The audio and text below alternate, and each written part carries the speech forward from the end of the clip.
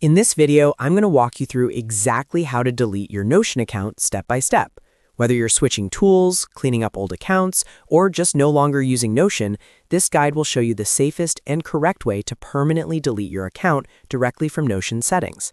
Keep in mind that deleting your account is permanent and will remove all associated workspaces, so make sure you're ready before completing the final step. If this tutorial helps you out, don't forget to hit the like button and subscribe to the channel for more easy software tutorials just like this. All right, let's get started. First, open your browser and go to Notion.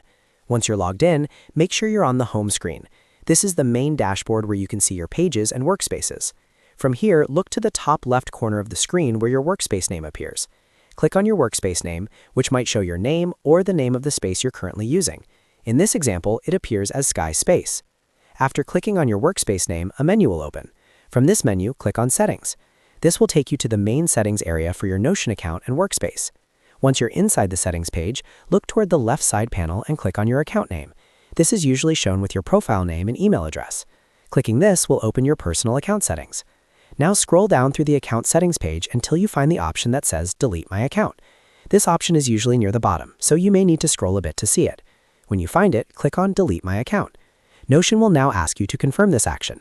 To make sure only the account owner can delete the account, Notion requires you to type in the email address linked to the account.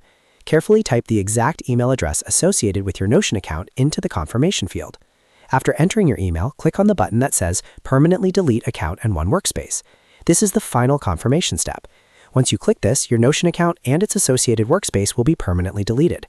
After the process is complete, you'll be redirected back to the Notion login page. This confirms that your account has been successfully deleted and is no longer accessible. And that's it. You've now successfully deleted your Notion account.